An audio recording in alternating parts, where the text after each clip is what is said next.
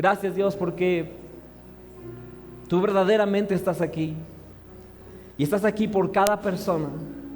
Estás aquí, Señor, porque ves que hay fe y disposición para acercarnos a tu presencia, y oramos, Señor, que tú hagas la obra que solo tú puedes hacer en nuestras vidas. Cámbianos, transfórmanos, háblanos, Señor, danos a cada quien lo que necesitamos, y oramos que en medio de todo tu nombre sea exaltado y tu reino se establezca en el nombre de Cristo Jesús. Y todos decimos amén, amén, amén. Quiero que vayas conmigo al Salmo 124, versículos 6 y verso 7. Mira lo que dice la Biblia. Salmo 124, 6.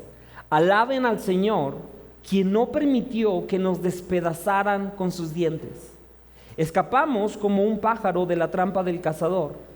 La trampa se rompió y somos libres. Amén. La trampa se rompió y somos libres. Yo estaba leyendo este salmo, me encantan los salmos, y estaba pasando por este verso y dije, Señor, gracias. Gracias, Dios, porque ese es mi testimonio. ¿Sabes cuál es mi testimonio? Que en mi vida yo estuve avanzando en la niñez, en la juventud que Dios me dio, y fue un tiempo increíble, pero invariablemente caí en trampas. Hubo trampas que el enemigo puso en mi caminar, en mi vida, para que yo cayera en ellas, y él poder atraparme y poder robarme bendiciones en el futuro, y poder estancarme y poder robarme el plan y el propósito que Dios tenía para mí. Hubo trampas en las que caí, y quiero decirte una cosa, tu historia es la misma. Todos los que somos hijos de Dios, y todas las personas, de hecho, simplemente porque vivimos en un mundo caído, desde que comenzamos a vivir, caemos en trampas. Y la obra de Dios es darnos una vida nueva en Cristo Jesús. Pero me encanta este salmo porque dice, la obra de Dios y el proceso en el que Él nos da libertad es que Él rompe las trampas que nos tenían atrapados. ¿Cuántos dicen amén a eso? Amén. Y en esta serie yo quiero invitarte a que veamos algunas de las trampas más comunes. Porque mira, el diablo no tiene muchas ideas creativas, ¿ok? Él siempre usa las mismas cosas una y otra vez.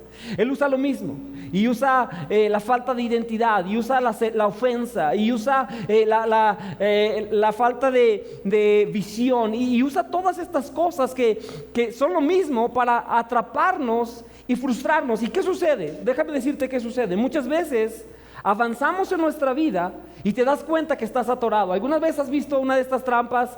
Si me pueden poner ahí la imagen, estas trampas de oso, ¿verdad? Que son ilegales ya en muchas partes del mundo porque son muy agresivas. ¿Alguna vez has visto una de esas trampas?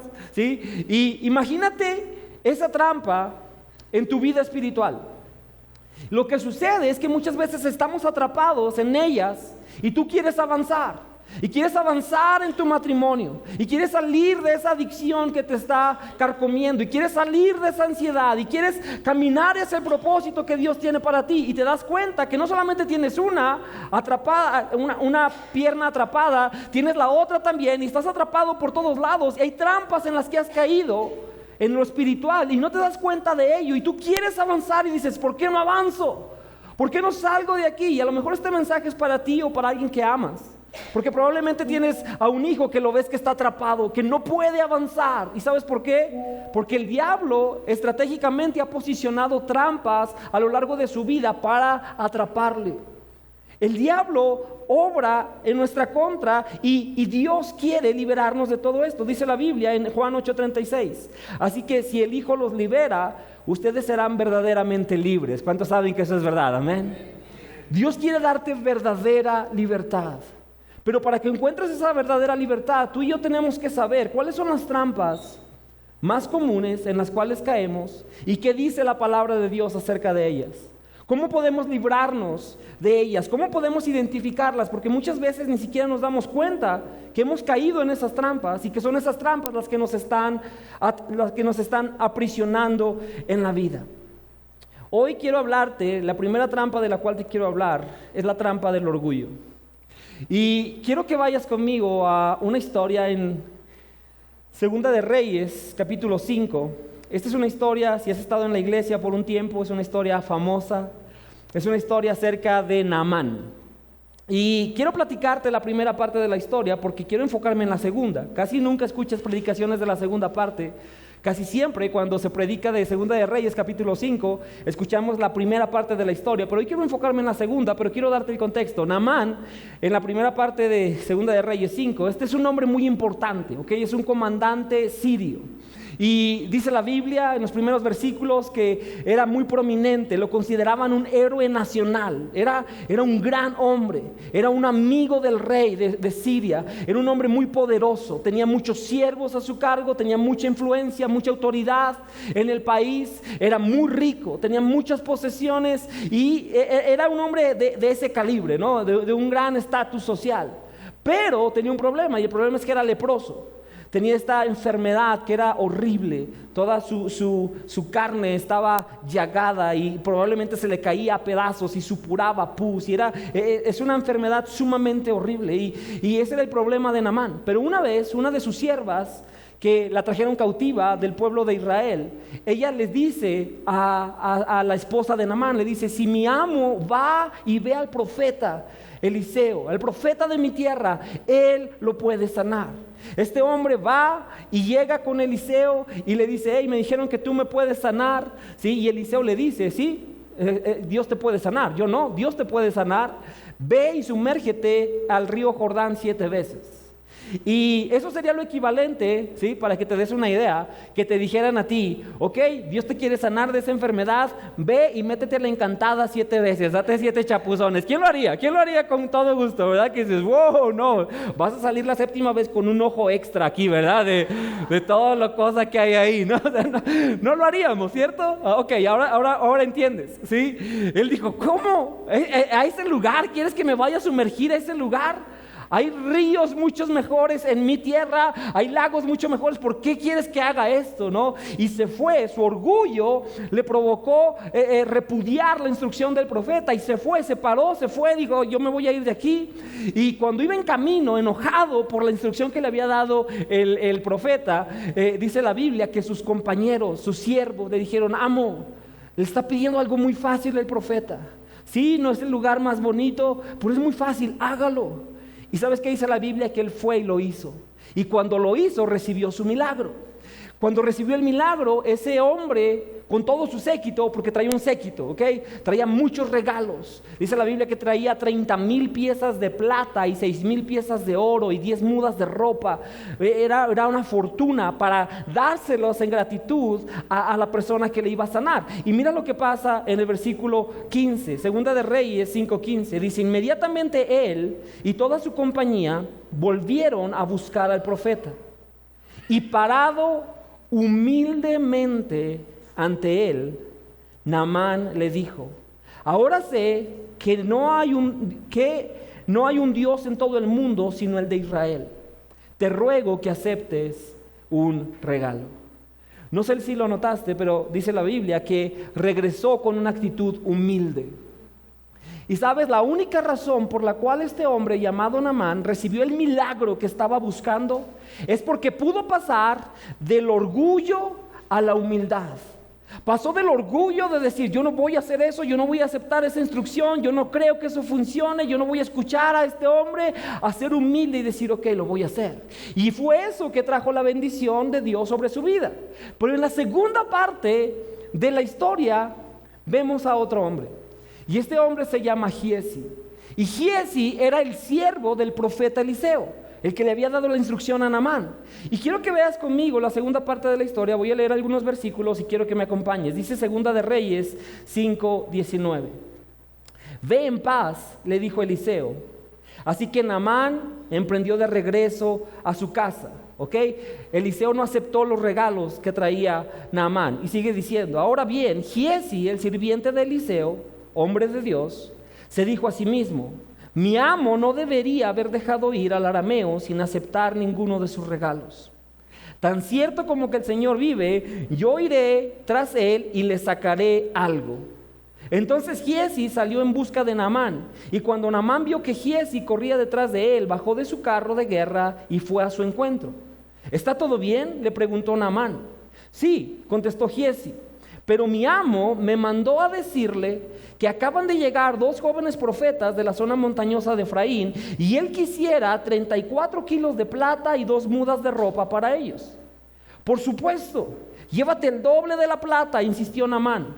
Así que le dio 2 mudas de ropa, amarró el dinero en 2 bolsas y mandó a 2 de sus sirvientes para que llevaran los regalos. Y cuando llegaron a la ciudadela, Giezi tomó los regalos de mano de los sirvientes y despidió a los hombres. Luego entró en la casa y escondió los regalos. Y cuando entró para ver a su amo, Eliseo le preguntó: ¿a dónde fuiste, Giezi? A ninguna parte, contestó él. Pero Eliseo le preguntó: ¿no te das cuenta que yo estaba allí en espíritu cuando Naamán bajó de su carro de guerra para ir a tu encuentro? ¿Acaso es momento de recibir dinero y ropa, olivares y viñedos, ovejas y ganado, sirvientes y sirvientas? Por haber hecho esto, tú y todos tus descendientes sufrirán la lepra de Naamán para siempre. Cuando Giezi salió de la habitación, estaba cubierto de lepra, su piel se puso blanca como la nieve. ¿Sabes? Esta segunda parte de la historia es muy lamentable. Ojalá la historia hubiera terminado con Naamán siendo sanado, pero por desgracia, en la historia no solamente hay un hombre que pasó del orgullo a la humildad, también hay un hombre que pasó de la humildad al orgullo. Y el día de hoy yo quiero hablarte acerca de la trampa del orgullo, porque quiero decirte una cosa: para Dios todos los pecados son iguales, ¿ok? No hay categoría de pecados. Pero para el corazón humano, si hubiera un pecado que fuese el peor de todos, este sería el orgullo.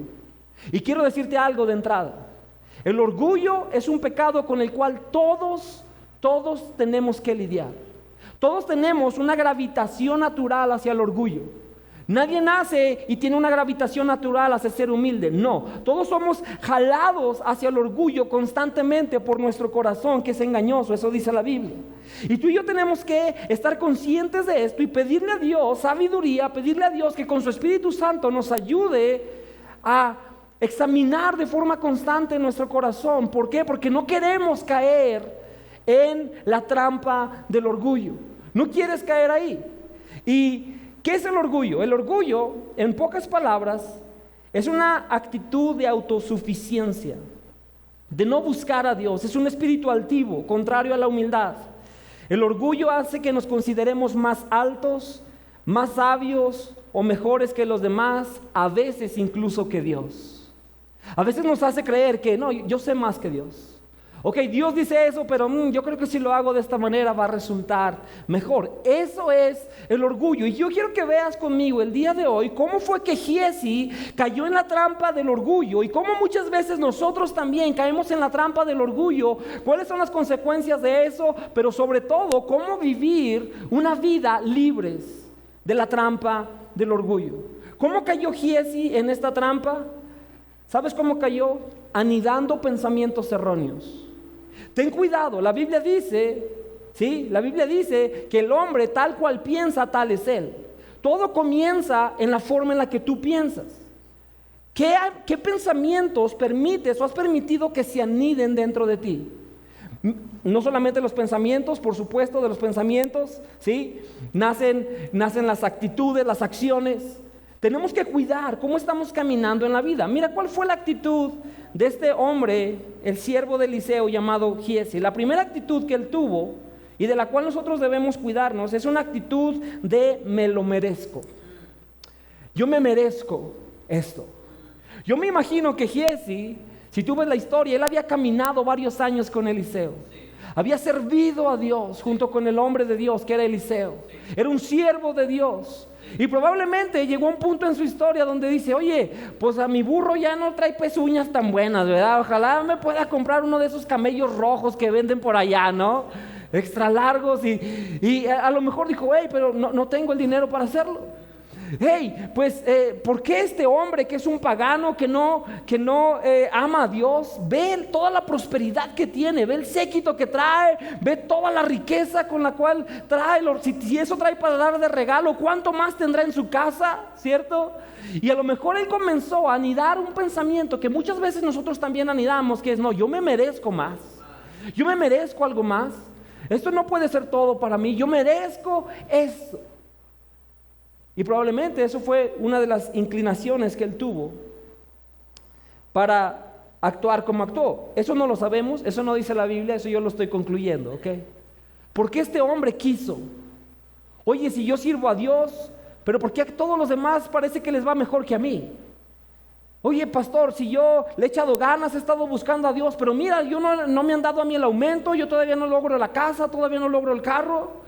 ¿Por qué? Cuando tenemos esa actitud, tenemos que cuidar nuestro corazón. Sí. ¿Sabes por qué? ¿Qué dice la Biblia? Mira lo que dice la Biblia. En Efesios capítulo 2, verso 3, el verso 3 dice: de esa manera vivíamos también todos en otro tiempo, siguiendo nuestros malos deseos y cumpliendo los caprichos de nuestra naturaleza pecadora y de nuestros pensamientos. Y a causa de eso merecíamos. ¿Quieres saber qué nos merecíamos?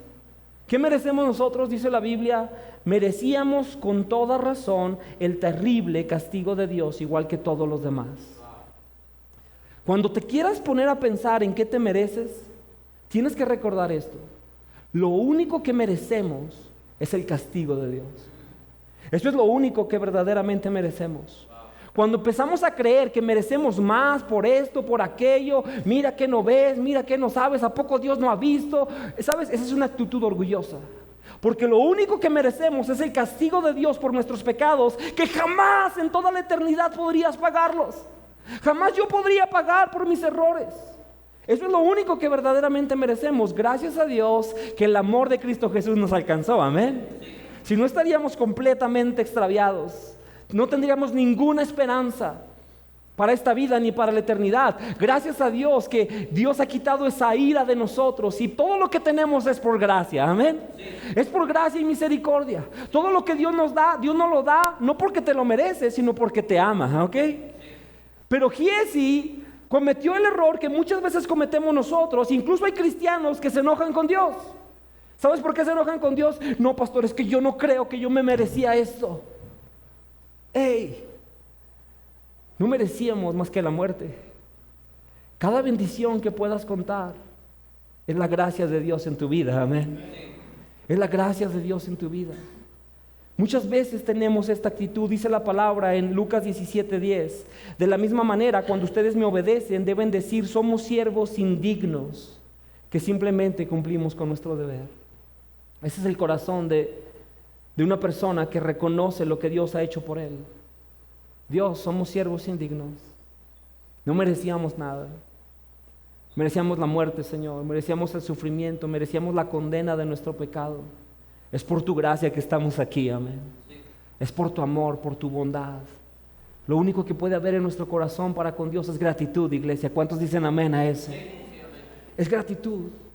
Tenemos que cuidar ese pensamiento. Otro pensamiento que tuvo Giesi, que muchas veces podemos tener también, es el pensamiento de yo sé más que todos. Yo sé más. Sí, está bien lo que dijo Eliseo, pero yo creo que yo sé algo más que él no sabe.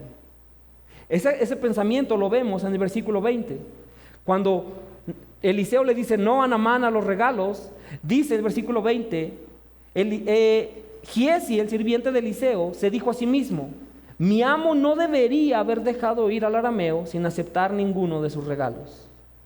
No, se equivocó. Eliseo aquí se equivocó. Debió haber aceptado los regalos, ¿te imaginas? Hubiéramos dado el diezmo, ¿verdad? Y gloria a Dios, todo lo que pudimos haber hecho. Camello nuevo para él, para mí, para ir a predicar la palabra. Se equivocó Eliseo. ¿Sabes que esa actitud también es muy común anidarla en nuestro corazón? Es una actitud que anidamos: yo sé más que todos. Quiero preguntarte esto. ¿Hay alguien en tu vida que tiene la autoridad de parte de Dios, porque tú se la has dado, para guiarte? ¿Hay una palabra a la cual te sometes? ¿Hay una palabra a la cual dices, ok, yo me voy a someter a esta palabra? Yo sé, este es un tema difícil, porque no es una palabra popular el sometimiento, ¿cierto? Pero la Biblia habla de esto, iglesia. La Biblia dice en Hebreos 13:17, dice: obedezcan a sus líderes espirituales, hagan lo que ellos dicen. Eso dice la palabra de Dios. Muchas versiones dice: sométanse a sus líderes espirituales. Sigue diciendo, su tarea es cuidar el alma de ustedes y tienen que rendir cuentas a Dios. Denle motivos para que hagan con alegría y no con dolor. Esto último ciertamente los beneficiará a ustedes. ¿Sabes cuál es el problema? Que vemos el estar bajo autoridad espiritual, lo vemos muchas veces como una amenaza, como una pérdida, pero Dios dice que es un beneficio. Y yo sé, estás pensando, qué conveniente, Joel, que dices eso, pues tú eres el pastor de esta iglesia, ¿verdad? Qué conveniente predicar. No, ¿sabes una cosa? ¿Sabes que yo tengo que caminar de esta manera también? Yo tengo que caminar de esta forma. Yo no me mando yo solo. Tengo un líder espiritual, es mi pastor, el pastor Víctor Echavarría. Muchos creían que era un pastor imaginario, ya vieron que es real, ¿verdad? Tengo un pastor. ¿Y sabes qué? Cuando llego a un punto donde no sé qué hacer, cuando llego a un conflicto con mi esposa, cuando llegamos a un conflicto en el ministerio, cuando me quedo extraviado, me pasa, ¿ok? Más veces de las que quisiera aceptar, me pasa. ¿Sabes qué hago? Voy y le digo, pastor, no sé, voy a hacer lo que tú me digas que voy a hacer. Guíame, enséñame, dime por dónde me voy en esta área. ¿Y qué crees? Muchas veces me ha dicho cosas que no me han gustado, ¿ok? Si soy honesto. Cuando me dice, ama más a tu esposa, escúchala más. Ya la escuché demasiado, ya la amé demasiado, no quiero más, ¿sí? Pero ¿sabes qué me corresponde? Yo tengo la decisión. Digo, no, yo creo que tú no sabes suficiente, es que si tú vieras toda la imagen y... No, yo creo que ya. O puedo decidir, tienes razón.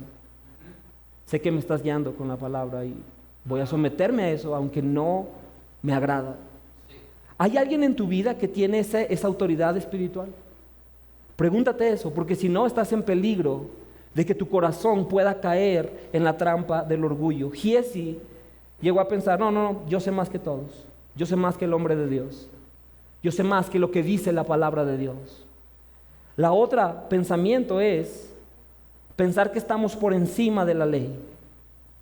Que la ley de Dios, que las instrucciones de Dios de alguna forma no aplican para nosotros.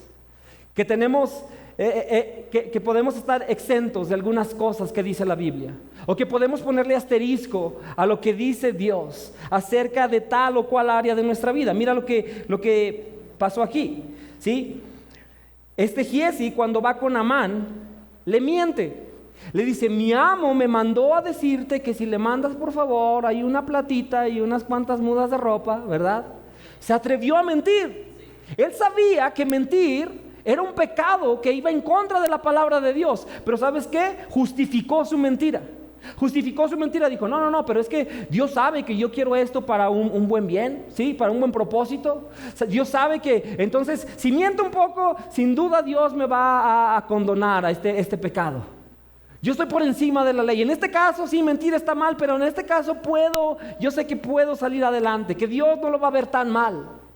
Muchas veces tenemos esa actitud que nos lleva al orgullo. ¿Recuerdas? Esta es la primera trampa en la cual cayó la humanidad, iglesia. La primera trampa. El primer pecado en la historia no es Adán y Eva, ok, es Satanás. ¿Y sabes qué fue? Un pecado de orgullo, rebelándose en contra de Dios, queriendo ser igual que Dios.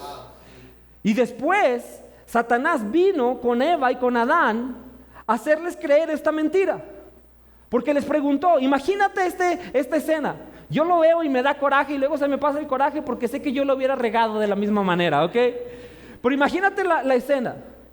Imagínate la escena. El mundo era perfecto. Dice la Biblia que era muy bueno, ¿ok? Siempre había clima bonito de primavera. Era perfecto. Imagínate Adán y Eva en el paraíso, sin ropa, sin niños. Gloria a Dios, amén. ¿Alguien? Esposos digan amén, ¿no? Estaba ahí con su esposo, ¿ok? Todos se ponen raros cuando hablamos de eso, pero era perfecto, ¿ok? Y no solo eso, tenían una sola regla, una nomás, no tenían una Biblia llena de... No, una regla, ¿sí? Dios les dijo, coman de todo lo que quieran y todo lo que quieran, ¿sí? Era un todo incluido, imagínate eso, ¿ok? Todo incluido, coman todo lo que quieran, no más este arbolito de aquí, ese no lo toquen, nada más, ese, ahí déjenlo. Una sola regla en el paraíso y paz, lo arruinaron, ¿verdad? No te enojes, tú hubieras hecho exactamente lo mismo, ¿ok? Pero ¿Cómo fue la manera en que el diablo vino a tentar a Adán y Eva? ¿Sabes cómo fue? De esta forma. ¿Qué dijo Dios? Dios dijo que comiéramos de todo, pero no de ese árbol, porque si comemos de ese árbol vamos a morir. ¿Y qué le dijo la serpiente? No morirás. Hey, no es cierto. Probablemente hay una excepción, y luego le llenó el corazón de orgullo. Y le dijo, si comen de ese árbol vas a ser igual que Dios. ¿Lo notas? Vas a ser igual que Dios. Y a lo mejor Eva dijo, wow, igual que Dios. Pues él aquí es el que tiene el mando más alto, y si puedo llegar a ser como él, wow. Probablemente no es un maltrato.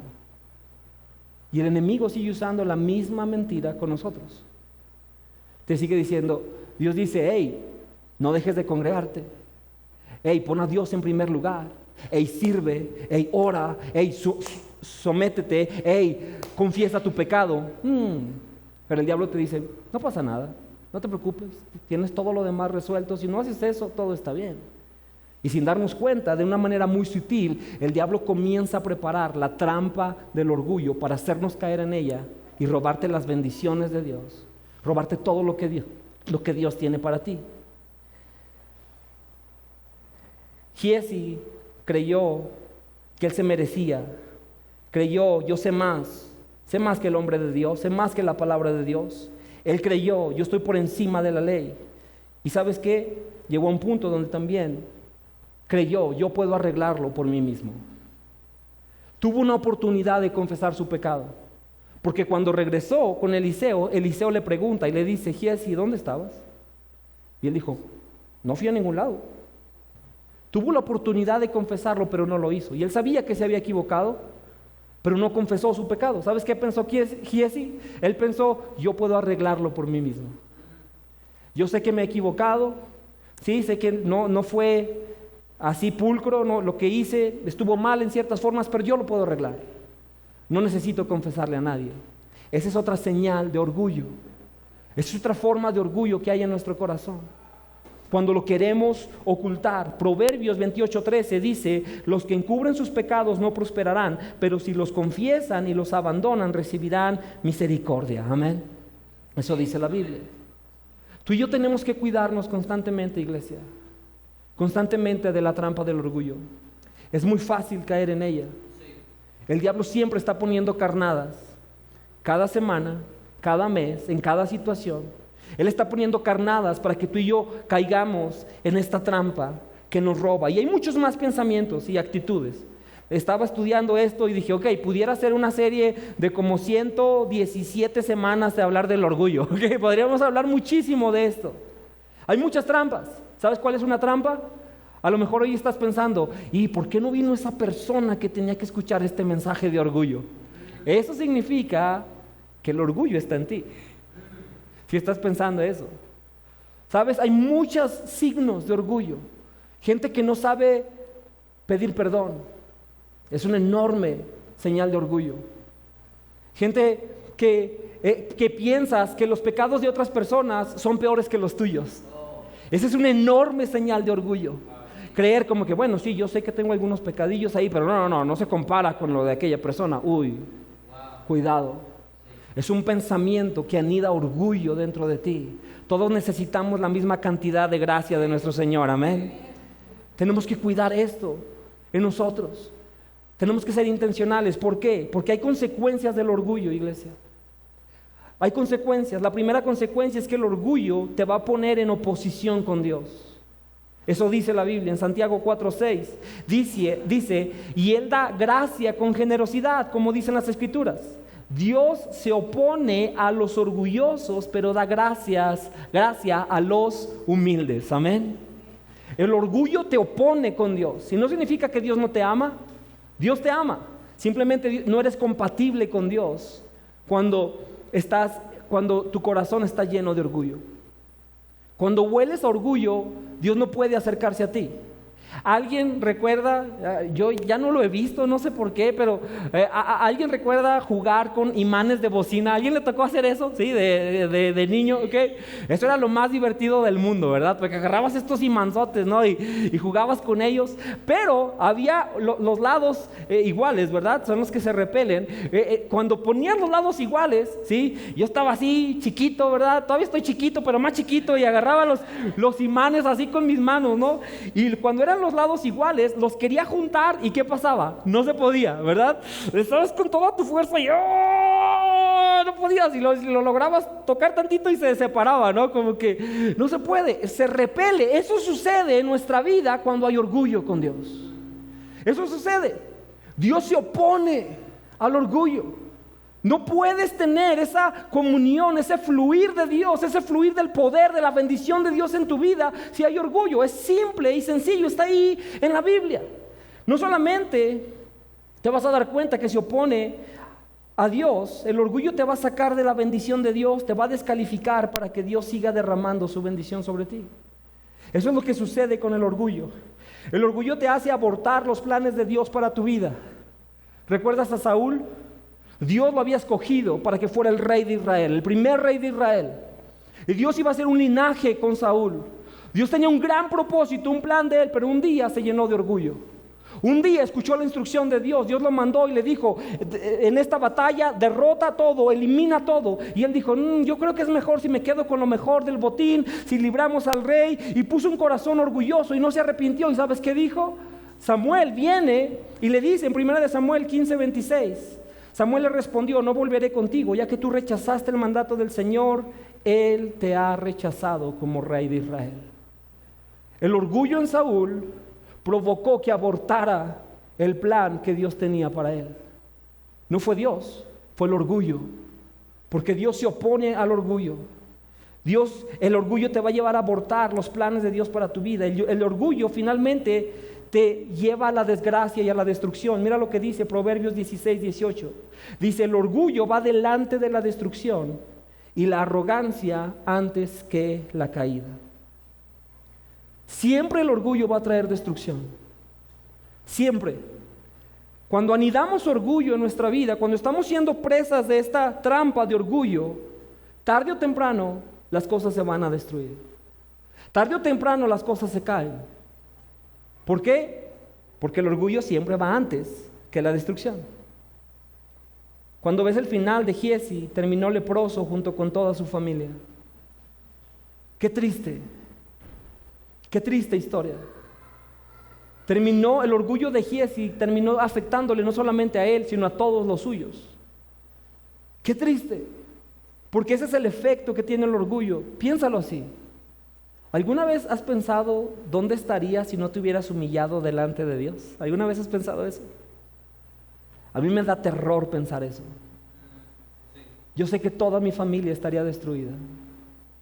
Sé que mis hijos estarían destruidos, infectados, sufriendo las consecuencias de mi orgullo. Y no tengo un diploma de humildad en la pared, ¿ok? Claro que tengo que seguir trabajando en esto todos los días, pero por último quiero contestar la pregunta: ¿cómo combatimos entonces el orgullo, Joel? ¿Cómo se lucha en contra de esto? ¿Cómo se sale de esta trampa? Número 1, tenemos que reconocer que tenemos un corazón engañoso dentro de nosotros. Hay un corazón engañoso dentro de ti. Incluso probablemente en este momento te esté diciendo: no te preocupes, no, eso no es para ti. No, tú estás bien, ¿ok? Tranquilo. Examina tu corazón. Dice la Biblia en Jeremías 17:9: el corazón humano es lo más engañoso que hay y extremadamente perverso. ¿Quién sabe realmente qué tan malo es? Tienes un corazón perverso, yo lo tengo. Tenemos que cuidarnos de esto. Tenemos que cuidarnos. ¿Sabes? Estaba preparando el mensaje y estaba recordando hace unas semanas, estaba hablando con mi pastor. Me estuvo ayudando en algunos procesos y con algunas cosas que yo estaba luchando hace unas semanas, y estuvimos platicando casi cada semana. No hacemos eso normalmente, hablamos una vez al mes. Y al terminar de ese tiempo en que él me estuvo aconsejando y guiando, me sentí muy bien, porque en esa llamada me dice: Joel, dice, la verdad veo que, dice, me gusta ver tu actitud, dice, veo que eres humilde para recibir lo que te estoy diciendo y que lo estás llevando a la práctica. Y me dijo eso, ¿no? Y yo dentro de mí dije: yes, humilde el Joel, miren nomás, ¿no? Cuando empiezas a presumir de humildad, ya caíste en el orgullo otra vez, ¿verdad? Obviamente. Pero me sentí bien. Y después estaba leyendo acerca de esto, de la humildad y todo, del orgullo. Y no me acuerdo dónde estaba leyendo, pero leí de un hombre de Dios que escribió y dice: nunca estás en más peligro por el orgullo que cuando crees que eres humilde. Y fue Dios así como que: hey, tranquilo, ¿ok? Una cachetadilla de guante blanco, ¿verdad? Y ¿sabes qué? Le dije: Dios, perdóname, qué tan engañoso es mi corazón, qué tan engañoso es mi corazón, que a veces creo: oh sí, mira nada más, qué humildad. Dios, líbrame de este corazón engañoso, líbrame, porque sé que es engañoso, Dios, porque sé que tiene esta gravedad hacia el orgullo. Líbrame, Dios, examíname constantemente cuando tengas una conversación, cuando estés haciendo algo, cuando vayas a hacer algo que te pueden reconocer por ello. Guarda tu corazón, examina tu corazón. El salmista en el Salmo 139 dice: examina, Dios, mi corazón, examíname, muéstrame si hay camino de perversidad. ¿Cómo combatimos el orgullo? Uno reconoce que tienes un corazón engañoso. Número 2, el orgullo se combate con humildad. ¿Y cómo te mantienes humilde? ¿Sabes cómo te mantienes humilde? Sirviendo. Servir es la clave. En el mundo no queremos ser los que sirven. ¿Sabes qué queremos? Ser los que están más arriba de la pirámide. Queremos ser aquellos que los demás tienen que servirnos a nosotros. El mundo dice que eso es éxito. Si tú estás más arriba y tienes más personas sirviéndote, entonces tú eres exitoso. Pero en el reino de Dios las cosas son al revés. La Biblia dice, Jesús, en Marcos 9:35 dice: Jesús sentó a sus discípulos y les dijo: quien quiera ser el primero debe tomar el último lugar y ser el sirviente de todos los demás. Amén. ¿Sabes qué te dice el mundo? Para ser exitoso tienes que ser más grande. Tienes que ser más grande, tener un título más grande, tener más posesiones, tener más de esto, más de aquello. ¿Sabes qué dice nuestro Señor Jesucristo? El que quiera ser más grande en el reino tiene que ir haciéndose más y más pequeño. Tienes que ir haciéndote más pequeño. ¿Qué significa eso? Ten un corazón para servir. Sirve en tu iglesia. Sirve en cada lugar a donde vayas, cada día. Cuando llegues a tu trabajo, llega con una actitud de servir. Con esos vecinos que a veces dan lata, sírvelos. Sirve en cada lugar a donde vas, sirve. Porque eso va a mantener tu corazón humilde. Eso mantiene tu corazón en la perspectiva correcta. ¿Sabes? A veces somos muy arrogantes. Creemos: no, yo ya no estoy para hacer esto. No, yo ya no me corresponde. Yo ya no quiero. Se nos olvida que nuestro Señor Jesucristo, siendo igual a Dios, estando en la gloria, era una ofensa para el Señor Jesús tener que convertirse como en uno de nosotros. Es como si a ti te dijeran: te vamos a convertir en un Askel mañana. ¿Qué dirías? ¿Cierto?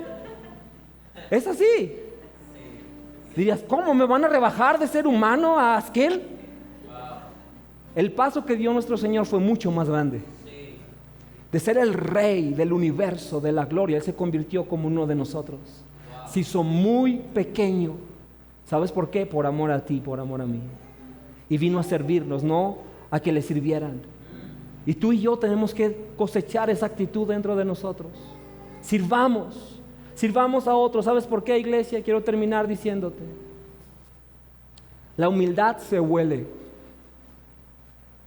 Tú sabes oler cuando hay orgullo, ¿cierto? Cuando te topas con una persona orgullosa, tú hueles y dices: Y cuando te topas con una persona humilde, también lo hueles. Y dices: huele bien. Tú hueles la humildad, hueles el orgullo. Mi esposa tiene un súper sentido, ¿verdad? Si fuera un superhéroe sería por su sentido del olfato, ¿ok? Yo a veces llego de la calle, abro la puerta y me dice, Joel, te comiste una mandarina y 3 cacahuates japoneses, ¿verdad? De wow, ¿verdad? Sí, le atina casi siempre, ¿ok? Hay veces que llego en la noche, ¿no? Y ya sé, a veces si me eché unos tacos por allá con alguien que andaba viendo, no sé, y llego y me lavo los dientes, ¿no? Y me acerco a ella, le quiero dar un beso de la noche y todo. Me dice, hueles a pura cebolla, ¿no? Hazte para allá. Y yo, ya me lavé hasta con cloro los dientes, ¿no? Y me sigue oliendo. Si como tacos de tripas, 3 días no me le puede acercar, ¿ok? Es así, o sea, hazte para allá. Porque ella huele, ¿sí? Pero ¿sabes que Dios también huele? Dios huele cuando hay orgullo y Dios huele cuando hay humildad. Cuando Él huele un espíritu de humildad en ti, en mí, Él dice, hey, aquí yo puedo hacer algo. Aquí yo puedo bendecir. Aquí yo puedo usar. Aquí puedo derramar algo. Pero cuando nuestro olor cambia y cuando nuestro olor pasa de humildad a orgullo, ¿sabes qué pasa? Dios dice, Dios se opone a los orgullosos. Dios no puede. ¿Sabes por qué Dios nos ha bendecido, iglesia? Como iglesia estoy hablando. Porque hemos cultivado un espíritu de humildad.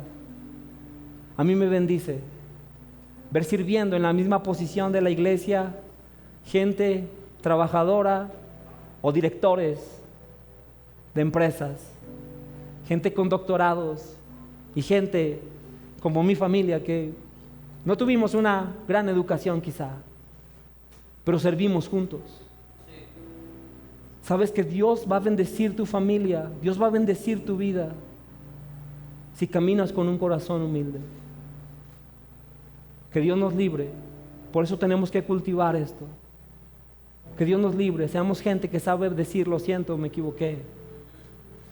Que seamos gente que nos sabemos someter unos a otros, honrarnos unos a otros. Que seamos personas que no estamos aquí para figurar, no buscamos el aplauso de nadie. No somos mejores que nadie. Necesitamos tanto la gracia de Dios. Y si caminamos de esa forma, Dios va a hacer todo lo que Él quiere hacer en medio de nosotros. ¿Cuántos dicen amén?